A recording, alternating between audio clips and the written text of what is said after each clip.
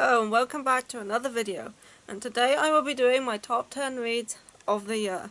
So I'm going to be going over the 10 manga reads that I read this year that were my favourite. So these don't necessarily have to be series that came out this year, they just have to be series that I started reading this year, so it doesn't matter whether they came out in the 90s or the 2000s or whether they came out this year.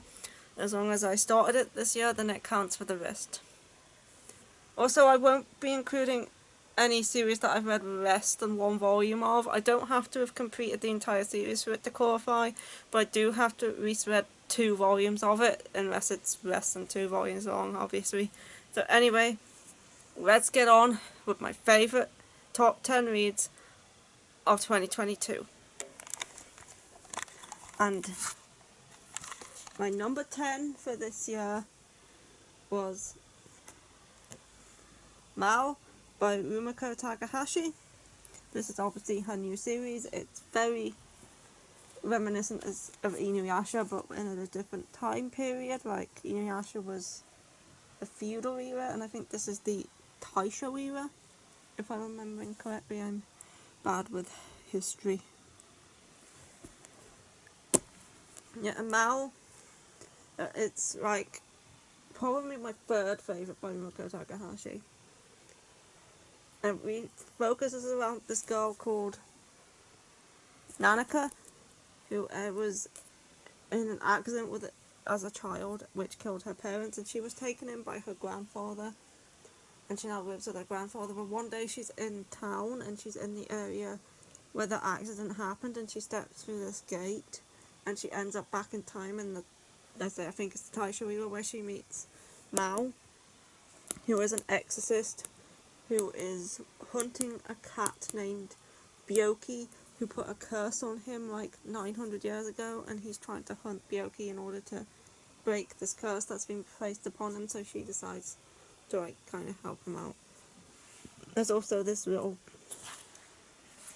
I think it's a Shikigami, he looks like a little boy. He's like Mao Shikigami, and he like follows them around as well. But I say I really like this series. It's like action adventure with some mystery mixed in, and if you enjoy Rumiko Takahashi stuff, you'll probably like this too. But yeah, I really enjoyed reading this year. I'm up to date from what's out in the UK currently, which is 7 volumes. I think 8 might be out this month. Yeah, I'm up to date with this one, and I've really enjoyed what I've read so far, and it's my number 10 of the year. Moving on to my number 9 favourite read of the year, which was Cheeky Brat by Mitsubachi Miyuki. This is another one that I'm up to date on for the UK releases. I've read 4 volumes. And I was really enjoying this one. It's like, if waiting for spring, like Maid Summer, like the basketball element, and that reminds me of Waiting for Spring. And then like the dynamic between these two reminds me a bit of the main couple in Maid Summer. So we have Yuki and this guy, Naruse. And Yuki joined the basketball team as their manager because she liked the captain of the team. But he recently announced that he has a girlfriend, which leaves Yuki heartbroken, and then Naruse, who is like in the year below her, finds out about it, and he then announces that he likes her, and he's like constantly expressing how he likes her, but she's just annoyed by him and kind of pushing him away. And yeah, it reminds me a bit of the dynamic of Maid Summer. I'm actually really loving this. So there's 22 volumes in total, and I've really enjoyed what I've read of it so far. It's a high school romance with some sports elements mixed in with like the basketball and stuff. Yeah, Cheeky Brat. That's my number 9. Moving on to my number 8 of the year, and that is Island in a Puddle by Kei Sanabe, same author as Erased. I've read 4 out of 5 volumes. I think volume 5 comes out in January, so I'm really looking forward to the ending. like Volume 4 cemented this series in my top 10 of the year.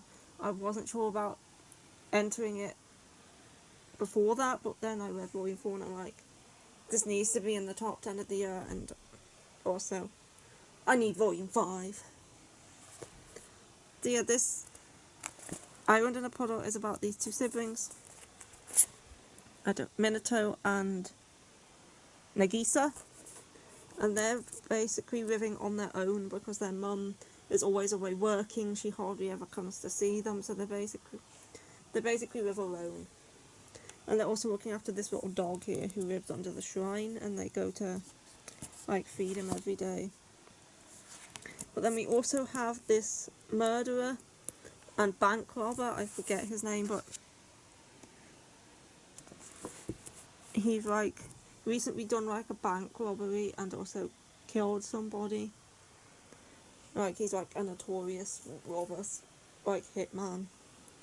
And these two kids, their mum shows up for like the first time in months and decides to take them out to a theme park, and she puts them on the Ferris wheel and then she kind of just disappears and goes back to work.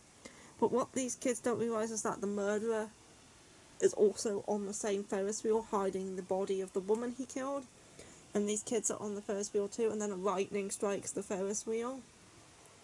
And then something happens which will change all three of these people's lives. And I won't tell you what it is if you haven't read this, because I think it's best going and not knowing. Yeah, I really enjoyed this series. It's like a thriller, mystery, kind of suspense series. Yeah, I really like this one. And you might too if you enjoy Kei Sanabe's other works. And also the meaning behind the title was also revealed in Volume 4. Next up, at my number 7 on the list for my top 10 of the year is The Other World's Books Depend on the Bean Counter by Yatsuyuki Wakatsu, and the character design is by Kika Ohashi. I think this is based on a light novel, you can probably tell by the title. Yeah, this is a BL Isekai series. And I've read the 2 volumes so far, I'm up to date. And it follows Kondo, is that his name? I think it's Kondo. Yeah, Kondo.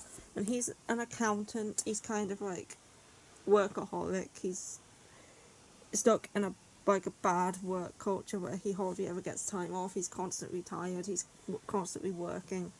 And he sees this girl get pulled into like this portal and he tries to save her. And then the two of them end up summoned to this fantasy world because she is the saint and she needs to use her saintly powers in order to save this world that they've been transported to from this miasma, a bit similar to Saint's magic power. And he ends up getting pulled in with her, so he's now in this world with no way to get back. And they're like, as compensation, they say, we'll give you anything you want, and he says, just give me a job. So they give him a job in the accounting department, and he goes back to his workaholic lifestyle, but then he meets Aresh, who is this knight. He's like captain of the Third Order, something like that, and he tries to teach him like that he needs to work in order to live rather than live in order to work. Yeah, I'm really enjoying this so far, it's great. And that is my 7th, 10, 9, 8, no, the 6th favourite of the year is a shoujo BL series called New York, New York. Now this by Maramo Ragawa. Now this was originally published in the 90s. It only just came out in English this year, but it did originally run in Hana to Yume, which is actually the same magazine that Fruits Basket ran in the 90s.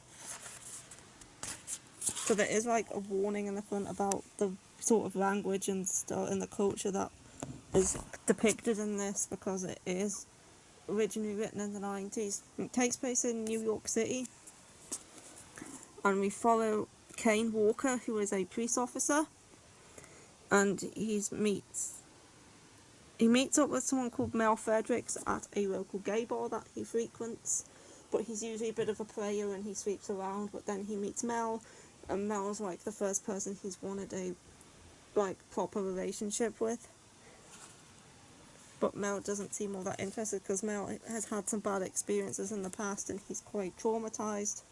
But yeah, this is a 2-volume omnibus long series. It's 4 volumes but 2 omnibuses, and it's very good.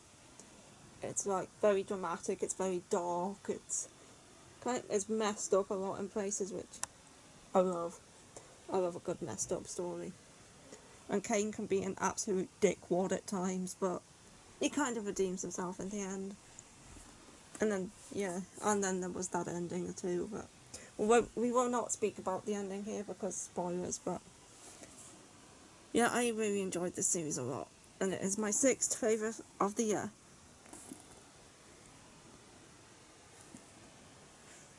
Next up, we have number 5, so we're halfway through the list, and that is Red River. I just grabbed volume 15 because it's the next one I need to read, and it was in an easier position to get off the shelf. So yeah, I've got the entire series, but I've only read 14 volumes so far, which is like halfway through. And this is the one that's in my TBR pile. And Red River is also a series that was written, I think, in the 90s. This is a very out of print series. It's quite difficult to find. But yeah, November 2006, is that? November 2006, this volume was published in English, but I think in Japan, 1995, this volume came out in Japan. So this is another one from the 90s. This is a shoujo isekai about a girl called Yuri. Is her name Yuri or Yuri? And she lives in like modern day Japan, or at least modern day for the 90s anyway. And then one day she's at the park with her boyfriend on a date, and she gets sucked into this puddle and ends up getting sent back to the ancient Mesopotamia.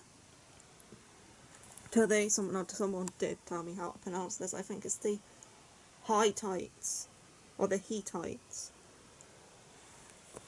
I think that's how you say it. And she's like, it's like ancient Turkey anyway. And while she's there, she's been summoned there by the queen of the Hittites, and she wants to use her in like this curse sort of thing where she needs to kill her in order to kill all the princes, so her son can be the one who takes the throne, because currently her son's not very high in line to the throne. And that while she's there, she's trying to avoid being killed by this queen, and she runs into Prince Kyle, who is one of the princes, this guy here. And he kind of saves her and is like, I know of a way to get you back home. So he's like trying to like get her back home, but they need to wait until certain conditions are fulfilled before she can go home, so she has to be stuck there for a while beforehand. And yeah, it's very good. It's a fantasy historical adventure shoujo series that I would highly recommend if you're into like older isekai like Fushigi Yu-Gi-Oh, Basara, which I still can't find more volumes of.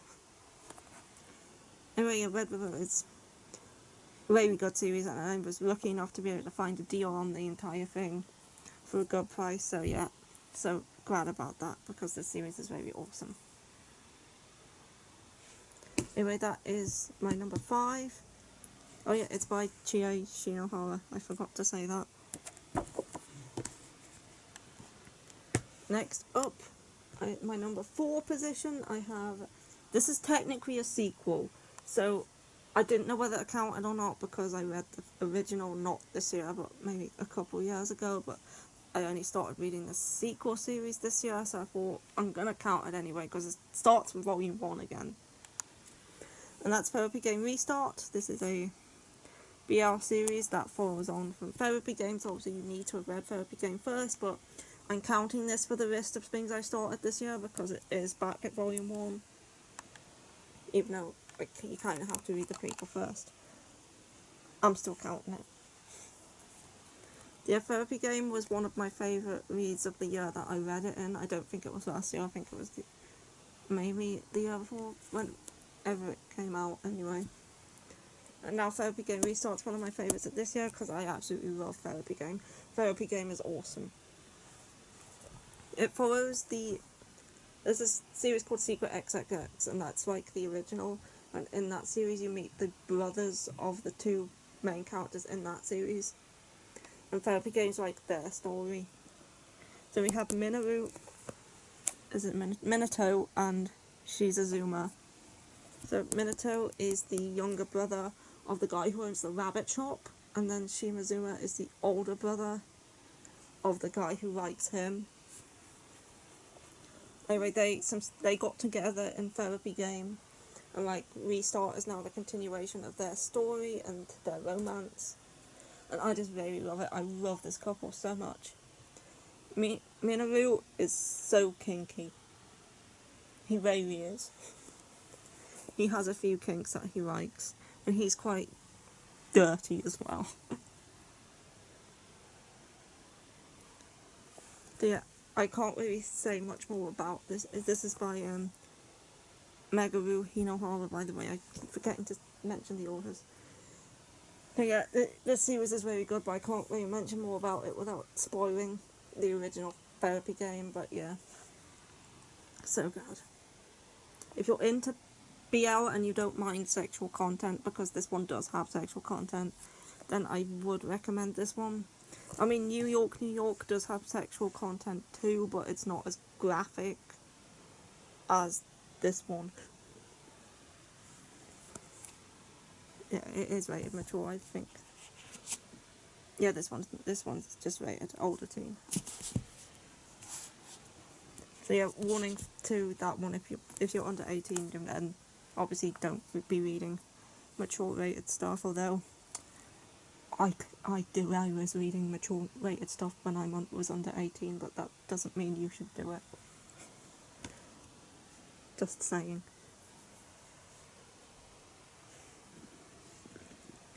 Anyway, next up I have my number 3 pick, which is Daily Report About My Witch Senpai. This is it was completed in 2 volumes, but I think the author's continuing this series because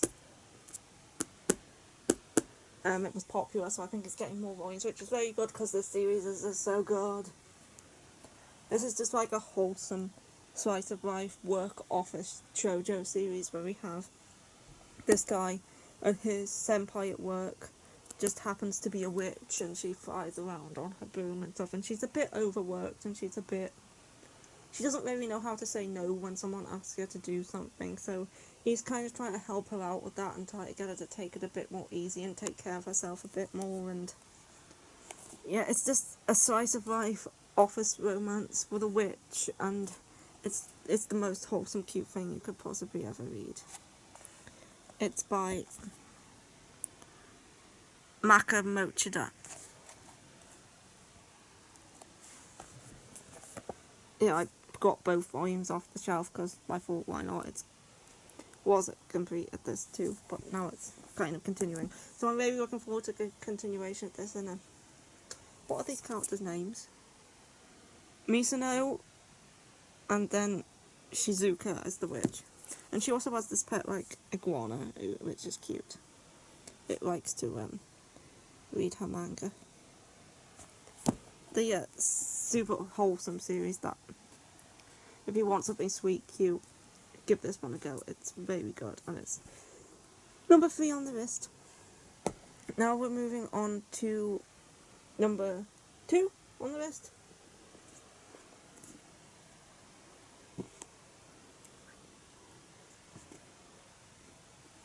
Which is Alice in Borderland. Now, I'm up to date with this one. I've read the first 3 omnibuses, and I love the live action series on Netflix a lot. I watched it right after Squid Game, and I was like, I preferred it over Squid Game. So I actually got my sister watching it as well, and then she became obsessed as well. And anyway, I heard the manga was coming out this year, so of course I grabbed it straight away, and not disappointed. There was a few moments where it was a bit different to the live action, and they left out the bloody tunnel game, which I'm a bit disappointed in. But other than that, super good series. It's like, it has horror elements, but it's mainly like a survival game sort of thing where these people are transported to Borderland, which is like an alternative Tokyo, which is like kind of abandoned. And they have a visa, and when that visa runs out, they die. So in order to get points on their visa, in order to be able to stay there longer, they have to play these games. But these games are not very safe. The first game they have to play, well, in the live action it's different, but the one in the manga, they have to answer questions. Like, it's like ratio questions, like the nearest number to this and that, and like the population of some. Let me try and find it.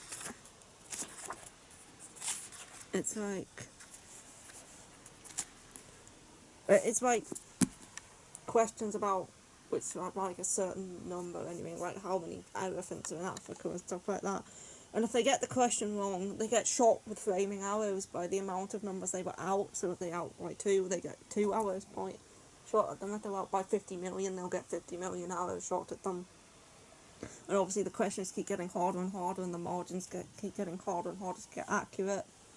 So yeah, it's a very good, like, death game. Well, not necessarily death game, because not all the games have them trying to kill each other, but some do. But it's like survival, horror, thriller sort of series, and it's very good. And there's the mystery elements as to how they got there and who's doing this and all that, and I would highly recommend this one. It's so good, and it's by Hiro Aso, by the way. I keep forgetting that to say the author. Anyway, moving on to my number 1 read of the year, and that is Love Sekeri. I'm up to date with the series. No, I'm not. I've ordered Volume 6. It hasn't arrived yet because postal strikes. But yeah, I'm not quite up to date with the series, but Love Sekeri is brilliant. This is my favourite thing that I read this year. It's like a high school romance shoujo series, but the girl in this is so perverted, and it's great. I love Eri so much. We have Eriko, and then we have Omi. And Eriko has this Twitter account in which she writes fantasies about the most popular boy at her school, who is Omi. And she like pretends that they're in a relationship and that they're doing dirty things, and she writes these tweets and she posts them, and she gets quite a few followers. And then Omi finds out that she's making these tweets, and he's okay with it. He actually finds it kind of funny.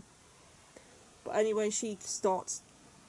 Well, obviously her Twitter handle is Loves Eri, so he calls her Eri as like a nickname.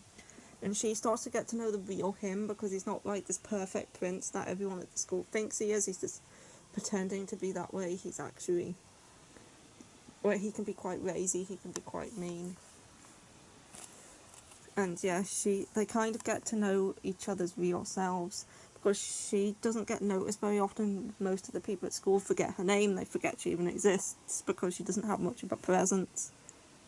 And she spends most of her time on her phone making up these fantasies, like, and it's just so good. It's also quite funny as well. And I love it so much. And Volume 6 is halfway through, because this is 12 volumes in total, and I know it's finished coming out digitally, but I'll definitely be finished next year physically, and I'm looking forward to reading the rest of this, because it's excellent.